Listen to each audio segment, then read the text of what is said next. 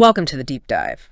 Today we're looking into an event that really shook the aviation world, the Tenerife Airport disaster back in 1977. Yeah, it's still the deadliest accident in aviation history. Hey everyone, if you're enjoying my videos, make sure to hit that subscribe button and ring the bell so you'll always know when I upload something new. And if you want to go the extra mile to support the channel, check out my Patreon. Your support truly means everything to me. Thanks so much for watching. We're talking 583 people lost when two Boeing 747s, KLM 4805 and Pan Am 1736 collided. Horrific numbers, and often you just hear pilot error mentioned. Exactly. But that's, way too simple. Our mission today is to go deeper, look beyond that. Okay. We want to unpack what the official reports call a cascading series of deviations from normal. It's about human factors, yes, but also system pressures, communication breakdowns, a whole chain of events. Right. How multiple small things, deviations, pressures can align just wrong. It's a critical deep dive for anyone thinking about high-stakes decisions, really. Absolutely. Tenerife fundamentally changed how the industry thought about safety. It wasn't just about mechanics anymore. It became about the people. Precisely. How humans interact, especially under intense pressure. That became the focus. So let's set the scene. What kicked this whole terrible sequence off? Well, it started somewhere else entirely. Both these huge jets were headed for Las Palmas Airport. Right, the main airport. Yeah, but a terrorist bomb went off at Las Palmas, closed the airport completely. Okay, so suddenly you've got all this heavy traffic needing to go somewhere else. Exactly. And they were diverted to this much smaller regional airport on Tenerife called Los Rodeos. Which wasn't ready for them. Not at all. Los Rodeos was just overwhelmed. Tiny aprons, not enough parking. Imagine these massive 747s suddenly showing up. Chaos. Total chaos. And this forced air traffic control into the first big non-standard procedure. What was that? Because there was no space to park planes off the runway, they had aircraft, including the KLM and Pan Am jumbos, taxi down the active runway and then turn around. Using the runway itself as a taxiway, that Right. sounds risky. It is inefficient and definitely not ideal, but, necessary given the congestion. But then things got even worse. The weather. Yes, the weather. The Canaries can have very volatile conditions. And it wasn't your typical ground fog rolling in slowly. The sources describe these low-lying clouds moving in really fast, causing sudden radical changes in visibility. Like 1 minute you can see, the next, nothing. Wow, so visibility just plummeted. Dropped right down to the point where the controllers in the tower couldn't see either the KLM or the Pan Am plane out there on the runway. Okay, that's bad. You're controlling planes you can't see. Precisely. And adding to the danger, Los Rodeos had another issue. Its runway centerline lighting wasn't working. No lights down the middle of the runway. Nope. And the Pan Am crew knew their manuals required, I think it was 800 meters visibility, about 2,600 feet, to even attempt takeoff without those lights. So the conditions were making everything incredibly difficult, borderline impossible. Absolutely. A real pressure cooker situation just from the external factors alone. All right, so that's the outside chaos. Now let's look inside the KLM cockpit. They had their own clock ticking, didn't they? A different kind of pressure. Oh, definitely. And this is where a system designed for safety actually created a really dangerous incentive. The KLM crew, especially the captain, Jacob van Zanten, a very senior pilot, was operating under brand new, very strict Dutch rules about crew duty times. Duty time limits, like how long they could legally fly. Exactly. These rules had just come in December 76. They were complex, hard to calculate quickly in the cockpit. Okay. And here's the kicker. If the captain exceeded those limits, he could actually face criminal prosecution back in the Netherlands. Whoa. Not just disciplinary action, but criminal charges. Yes. That's immense pressure. A safety rule suddenly feels like a legal threat hanging over your head if you don't get going. So every minute they sat on the ground in Tenerife wasn't just annoying, it was potentially making him liable. Right. The investigation called it an important psychological factor. You can imagine the tension building. He's this highly respected captain, a trainer even. Yeah. And he knows the weather might close in completely, plus he might be breaking the law if he doesn't take off soon. The reports mention a growing feeling of tension. And that tension influenced decisions during the delay, right? Like refueling. It seems so. They decided to refuel the plane while waiting there in Tenerife. Which seems odd. Wouldn't that just delay them more? Well, the thinking was probably to avoid another stop later, save time overall, but it had two immediate effects. Okay. One, it made the plane much heavier, meaning they needed even more runway and better conditions to take off. And two, Yes, it added significant time to the delay, pushing them even closer to that duty time limit. So it increased the urgency even more. A gamble, really. A gamble born from that mounting pressure. He even radioed Amsterdam during the wait, tried to get clarity on the duty time situation. And what did they say? They basically said, via this crackly HF radio link, that if he took off before a certain time, it seemed okay. Seemed okay, not exactly reassuring. Not at all. That word seemed likely just added to the stress. It wasn't a definite yes. So in his mind, the clock was absolutely ticking. He felt he needed to go. Now, Okay, so this internal pressure cooker is about to boil over. Let's get to the runway itself and the communication failures. Pan Am was still out there trying to get off the runway. that's right. ATC had told Pan Am, Clipper 1736, to exit at the third intersection. C3, they called it. Simple enough instructions. You'd think, but in that fog, it was really difficult. They couldn't easily identify the taxiways. They thought they'd passed C3 already, or maybe it was the next one. They were confused. And getting a huge plane off the runway isn't easy anyway. Especially not those exits at Los Rodeos.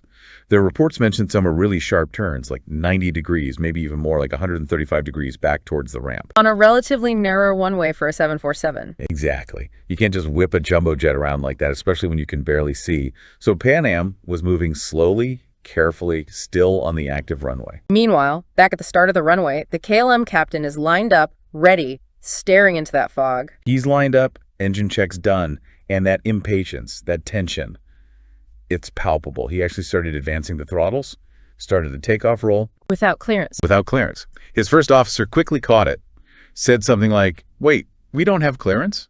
What did the captain say? Apparently, quite abruptly, he replied, "I know that. Go ahead, ask." Then pulled the throttles back.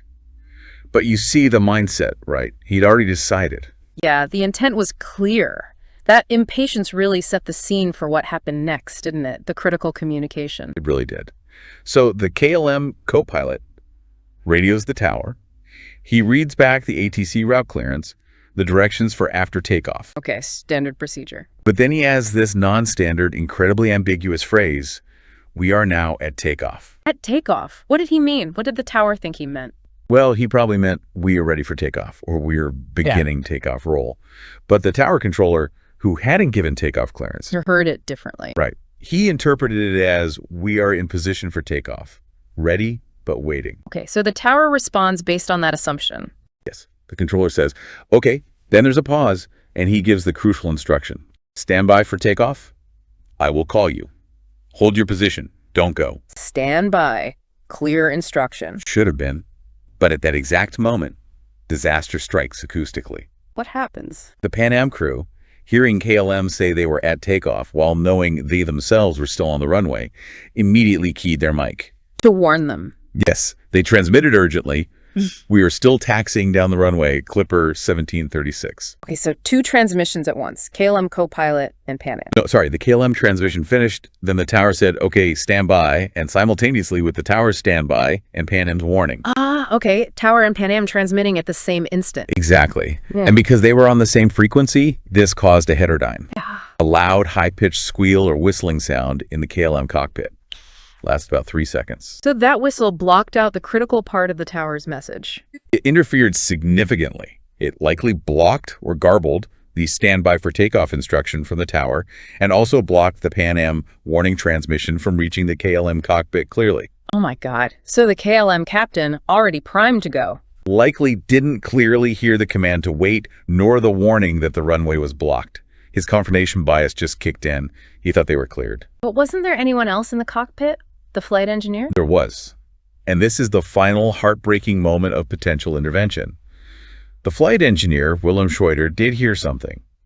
Maybe part of the Pan Am call relayed by the tower moments before, or maybe just residual doubt. He questioned the captain. Twice. He asked, is he not clear? At Pan American. Asking if the runway was clear of the Pan Am jet. A direct question about safety. What was the captain's response? Firm.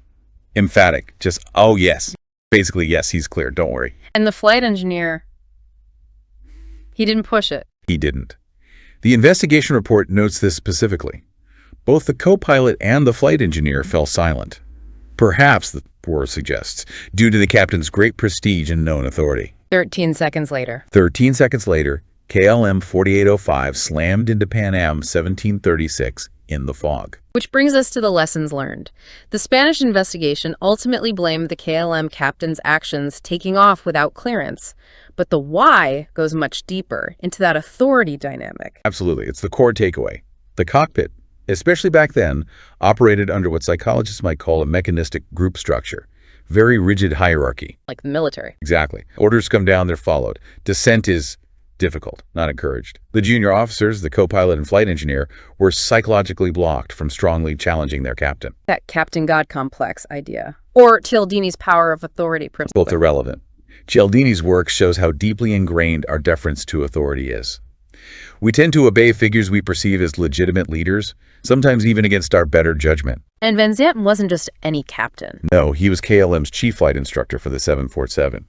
He literally trained other pilots. Imagine being the junior officer questioning that guy, especially when he's already showing stress and impatience. The social awkwardness, the fear of confrontation, it outweighed the safety concern in that moment. Sadly, yes.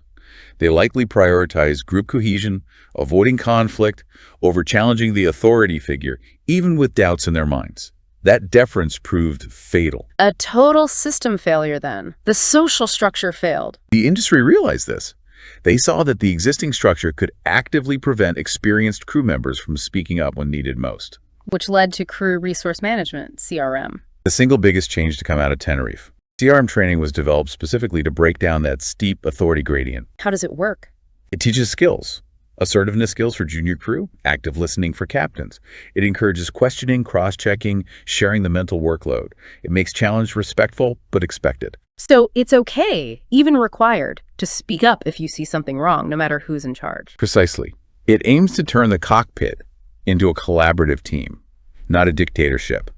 Everyone's eyes and ears are valued. And the communication rules changed too, to avoid that deadly ambiguity. Hugely important. ICAO, the international body, pushed hard for standardized phraseology, clear, concise, unambiguous language. No more casual phrases like, "we are at takeoff." Definitely not. And crucially, they recommended avoiding the words takeoff in any transmission until it's the actual final clearance to proceed with takeoff. Because using it earlier just caused confusion. Lethal confusion. Well- Was it position? Was it action? Eliminate the ambiguity. And technologically, any changes at Los Rodeos? Yes, a very direct one. They installed ground radar. If they'd had it in 1977, the controllers would have seen the Pan Am jet on the runway on their screen, regardless of the fog. They could have screamed SOP over the radio. Exactly. It provides that vital electronic picture when the visual one disappears. So, looking back, it wasn't about building stronger planes. It was about fixing the human element. That's the enduring lesson, isn't it? It wasn't just rules. It was about better human interaction. Recognizing how external pressures, like those duty limits, create stress. And stress narrows your thinking. Absolutely. Psychologists call it cognitive rigidity. Your attention narrows, you filter out information that doesn't fit your goal, in this case, taking off now.